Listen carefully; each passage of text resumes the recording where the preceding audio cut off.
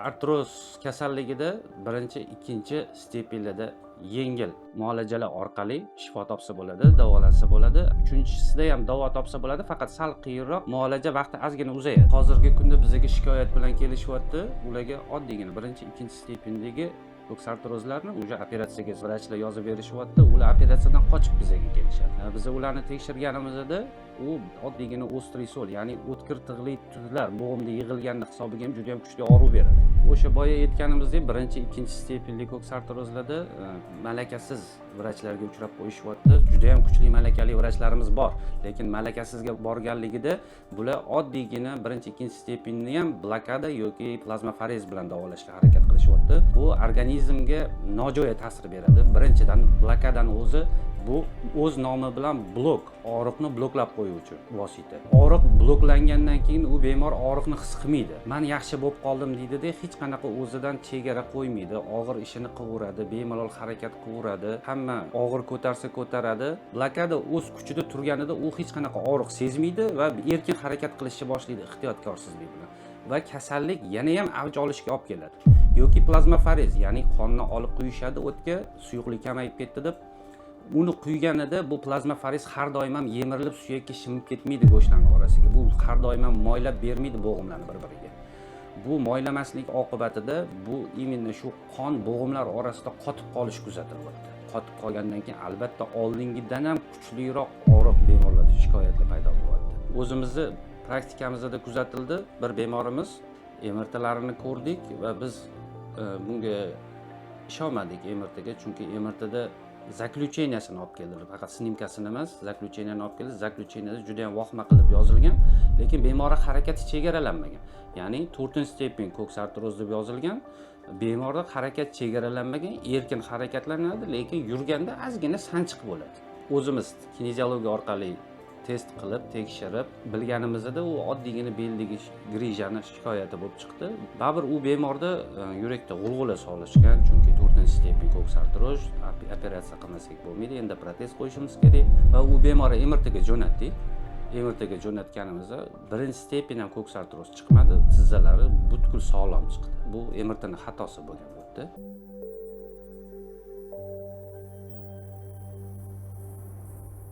Assalomu alaykum. Men Rahmatullayev Elmurod Muzaffarovich, Delta klinikasida bosh vrach, nevrokineziolog bo'lib ish faoliyatimni olib boraman. Bugungi mavzuyimiz tizza og'rig'i haqida gaplashamiz sizlar bilan.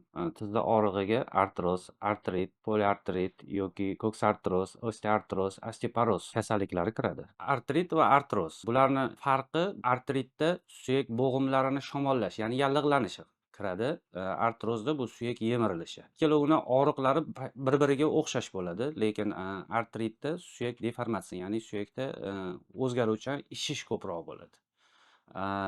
Artrozda bo'lsa tizzani yonlariga og'riqlar berishga boshlaydi. Ikkita yon tizzani yoni xuddi bel tomondan kelayotgan nerv yoki arqonsimon nerv xuddi tepaga qarab tortayotgandek og'riq beradi. Bir-biriga yerga qadam qo'yganda oyoqda juda kuchli achish paydo bo'ladi.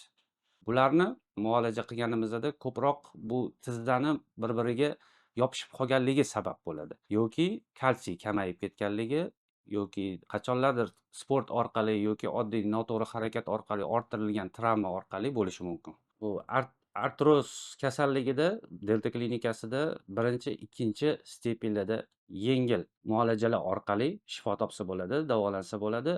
Uchinchisida ham davo topsa bo'ladi, faqat sal qiyinroq, muolaja vaqti ozgina uzayadi. 4-stepen bu albatta operatsiya degani, u albatta operatsiya qilmasa bo'lmaydi. Uje bu kasallik juda ham o'tib ketgan, chuqurlashib ketgan, suyaklarda uje deformatsiya boshlanib bo'lgan. Bu kasallikka chalinish sabablari ko'proq insonda D vitamini kamligidan bo'lishi mumkin, yoki juda ham ko'p gormon ukol dorilaridan foydalanganida, bu gormon dorilar albatta inson organizmidan kalsiyni yuvib chiqib ketadi. Shu holatlarda ko'proq uchrayapti. Ayniqsa mana hozir pandemiya paytida ko'p bemorlar deksametazon orqali shifo topishdi. Deksametazondan foydalanishdi. Shu deksametazon odam organizmida kalsiyni yuvib chiqib ketganligi sabab hozir har bitta COVID dispanserda yotgan bemorlar 90%da yosh bola bo'ladimi, yosh katta bo'ladimi, hammasida ko'ks artroz, osteoartroz shu kasalliklar kuzatilyapti. Artrit bu orttirilgan kasallik bo'lishi mumkin yoki nasldan naslga o'tuvchi kasallik ham bo'lishi mumkin. Orttirilgan kasallik bu judayam kuchli zax joylarda ishlashlik yoki qattiq shamollashlik suyaklarda. Revmatizm kasalligiga e'tiborsiz bo'lganligi uchun suyaklarda kuchli yallig'lanish, ya'ni bo'g'imlarda kuchli yallig'lanish paydo bo'ladi. Uni ajratib olish yo'li u har bir bo'g'imda, barmoqlarda bo'lishi mumkin yoki oyoqlarda bo'lishi mumkin. Bo'g'imlarda ishish paydo bo'ladi va barmoqlar yoki oyoqlar deformatsiya bo'lib, har xil tomonlarga qiyshayib ketishi boshlaydi. Buni muolajasi ham albatta Delta klinikasida bor. Shu paytgacha juda ham zo'r natijalarga erishib kelyapmiz, lekin buni ham o'zini stepinlari bor. Birinchi, ikkinchi stepen hali uzoq vaqt bo'lmagan bo'lsa, juda ham tez natijaga erishyapmiz. Tizza og'rig'iga kelsak, buni masalan именно shu ko'ksartrozi og'rig'i bo'lishi mumkin yoki boshqa tomonlama yoki bo'yindan yoki o'tgan safar aytganimizdek beldagi grijani hisobiga ham tizzaga og'riq berishi mumkin. Bu ikkalovini bir-biridan ajratib olish uchun agar beldagi yoki yuqoridan kelayotgan muammo uchun tizza og'riyotgan bo'lsa, bu tizzani bo'g'imi o'ziga emas, atrofidagi muskullar va nervlarga beradi og'riqlar. Ya'ni bu tizza bo'ladigan bo'lsa, tizzani atrofidagi og'riqlar yoki orqasida tortishlar bo'lishi mumkin. Agar bo'g'imni o'zida ko'ksartroz bo'ladigan bo'lsa, tizzani o'zida bu ikkita suyak bir-biriga ishqalanayotgan, har bir qadam tashlanayotganda bu juda kuchli azob beradi. Suyak ishqalanayotgan, bir-biriga tegayotganini u bemor o'zi his qiladi shunda. Bu juda kuchli og'riq bo'ladi albatta. Va harakati masalan imkoniyati cheklanadi o'sha bo'g'imni. Bemalol oldin tiz cho'kib o'tiradigan bemor bo'ladigan bo'lsa, u ko'ksartrozdan keyin uje oxirigacha o'tira olmaydigan bo'ladi yoki tiz cho'kib o'tira olmaydi umuman. Faqat oyoqni cho'zib o'tirishadi yo yonboshlab o'tirishadi. Grijada bo'lsa, u tizzani bemalol bukadi, lekin og'riq bilan bukadi. Shu holatlarni bir-biridan ajratib olsa bo'ladi. Hozirgi kunda bizga shikoyat bilan kelishyapti. Ko'p bemorlarimiz ularga oddiygina birinchi, ikkinchi stependagi ko'ksartrozlarni uje operatsiyaga vrachlar yozib berishyapti. Ular operatsiyadan qochib bizga kelishadi. Biz ularni tekshirganimizda u to'g'ri bir xil payt birinchi, ikkinchi stepen ko'ksartroz chiqadi, lekin bir xil payt oddiygina ostriy sol, ya'ni o'tkir tig'li tuzlar bo'g'imda yig'ilgani hisobiga ham juda ham kuchli og'riq beradi. Bu oddiygina ikkita bo'g'imni bir-biridan ajratib olganimiz o'zida og'riq o'zi 100% qo'yib yuboryapti. Bu natijada bir kunni o'zida erishyapmiz bir xil payt. Agar rostdan ko'ksartroz bo'ladigan bo'lsa, bu birinchi, ikkinchi, uchinchi, to'rtinchi kunlarni lecheniya olinadi. Albatta keyin orada pereriv, ya'ni dam beramiz kasallik adaptatsiya qilib olish uchun, keyin ikkinchi kursga kelishadi. Birinchi kursda bir 90, 80, 70% og'riqligi qolsa, orada dam berganimizda shu kasallikni adaptatsiya qilib olish uchun vaqt beramiz. Bu bemor o'sha qolgan kasalligi bilan kurashadi. O'zi gimnastikalar beramiz biz. Shu gimnastikalarni qilgandan keyin 2 haftami, 1 oymi yana kelishadi. Biz o'sha kasallikni uje 70% ketkazgan bo'lsak, qolgan 30% bilan ishlaymiz keyingi kelganlar. O'sha 30% bilan ishlaganimizda xudo xolisa 100% natija bilan bemorlarimiz xursand bo'lib chiqib ketishadi. O'sha boya aytganimizdek, birinchi, ikkinchi stepenli ko'ksartrozlarda malakasiz vrachlarga uchrab qo'yishyapti. Juda ham kuchli malakali vrachlarimiz bor, lekin malakasizga borganligida bular oddiygina birinchi, ikkinchi stepenni ham blokada yoki plazmaforez bilan davolashga harakat qilishyapti. Bu organizmga juda ham katta nojo'ya ta'sir beradi. Birinchidan blokadani o'zi bu o'z nomi bilan blok, og'riqni bloklab qo'yuvchi vosita. Og'riq bloklangandan keyin u bemor og'riqni his qilmaydi. Men yaxshi bo'lib qoldim deydi-da, hech qanaqa o'zidan chegara qo'ymaydi. Og'ir ishini qilaveradi, bemalol harakat qilaveradi. Hamma og'ir ko'tarsa ko'taradi. Blokada o'z kuchida turganida u hech qanaqa og'riq sezmaydi va erkin harakat qilishni boshlaydi ehtiyotkor bilan. Va kasallik yana ham avj olishga olib keladi. Yoki plazmaforez, ya'ni qonni olib quyishadi o'tga, suyuqlik kamayib ketdi deb. Uni quyganida bu plazmaforez har doim ham yemirilib suyakka shimib ketmaydi go'shtlarning orasiga. Bu har doim ham moylab bermaydi bo'g'imlarni bir-biriga. Bu moylamaslik oqibatida bu именно shu qon bo'g'imlar orasida qotib qolish kuzatilyapti. Bu qotib qolgandan keyin albatta oldingidan ham kuchliroq og'riq bemorlarda shikoyatlar paydo bo'lyapti. Bu ko'ksartrozi bizda lecheniya qilinayotgan paytida biz nimaga e'tibor beramiz ko'proq, ayniqsa o'sha bo'g'imlarda atyoki bormi, yo'qligiga, suv yig'ganmi, yig'maganmi yoki yemirilish juda ham kuchayib ketgan, harakat chegaralangan, chegaralanmaganligiga e'tibor beramiz. va kineziologiya orqali birinchi bo'lib мышечное тестирование, ya'ni muskullarni test qilib, uni kelib chiqish sababini aniqlab olamiz.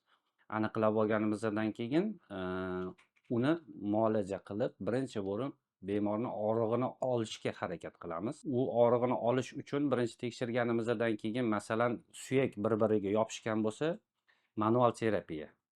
Albatta, manual terapiyani avvalo massaj, fizioterapiya bilan atrofdagi muskul, shu bo'g'imni atrofidagi muskullarni yumshatib olamiz va igla terapiyalar qo'shamiz bunga. Muskullar yumshab, shikastlanmasligini bilganimizdan keyin уже manual terapiyani qo'llaymiz, bir-biriga yopishgan bo'g'imlarni orasini ochamiz va insonda harakati yengillashadi. Og'riqlar avtomatik 50% ga qo'yaveradi. Bu muolajalarni ichiga yana infrakrasniy lampalar, ya'ni bu infrakrasniy lampalar bilasizlar, bu juda ham kuchli shamollashni oldini oluvchi, bo'g'imlargacha, suyaklargacha qizdiradi. Suyaklardagi shamollashlarni oladi va ultra volnovoy terapiyalarimiz bor bizada va bunga keyin qo'shimcha osteopatiya qo'shishimiz mumkin yoki har xil yana fizlecheniyalarni kuchaytirishimiz mumkin. Juda ham zo'r natijalar olamiz. Bizani tajribamizda, ya'ni bizaga kelayotgan bemorlarning ko'p aksariyat shikoyati bu tizzadagi bir-biriga yopishganligi va bo'g'imdagi bir suyak bir-biriga ishqalanayotganligi to'g'risida muammo bilan kelishadi. Biz ularni oldin qanaqa lecheniya olishgan va hozir bizda kelishdan oldin qanaqa lecheniya bilan kelishyapti, shularni surishtiramiz va ularda kasallikni davomiyligi, ya'ni qachon boshlangan, shuni so'raymiz. Bu kasallikni bizaga ko'p bemorlar kelishyapti, bir xillar osteoartroz yoki osteoporoz deb kasallik tashxis qo'yilyapti, lekin ularda unaqa kasallik chiqmayapti. Chunki bir xil payt MRTni xatosi ham chiqib ketadi. Juda ham eski MRT apparatlariga tushib kelishyapti. U apparatlar hali standartga javob bermayapti уже. Hozirgi yangi zamonaviy MRT yoki MSKT apparatlari juda ham tiniq, aniq qilib chiqarib beradi. O'sha bemorlarimizdan iltimos qilib qolardi, albatta yangi apparatlarga tushishligini. Bizaga kelayotgan bemorlarda o'zimizni praktikamizda kuzatildi. Bir bemorimiz MRTlarini ko'rdik va biz ishonmadik MRTga, chunki MRTda zaключениясini olib keldilar. Faqat snimkasini emas, zaключенияni olib keldi. Zaключенияda juda ham vahma qilib yozilgan, lekin bemorning harakati chegaralanmagan. Ya'ni 4-stepen ko'ksartroz deb yozilgan. Bemorning harakat chegaralanmagan, erkin harakatlanadi, lekin yurganda ozgina sanchiq bo'ladi. Biz uni o'zimiz kineziologiya orqali test qilib, tekshirib, bilganimizda u oddiygina beldagi grijani shikoyati bo'lib chiqdi. Belni muolaja qildik va tizzadagi og'riq qo'yib. Baribir u bemorda yurakda g'ulg'ula solishgan, chunki 4-stepen ko'ksartroz, operatsiya qilmasak bo'lmaydi, endi protez qo'yishimiz kerak va u bemorni MRTga jo'natdik. MRTga jo'natganimizda birinchi stepen ham chiqmadi. Ya'ni 100% sog'lom tizzada. Bu MRTning xatosi bo'lgan bo'pti.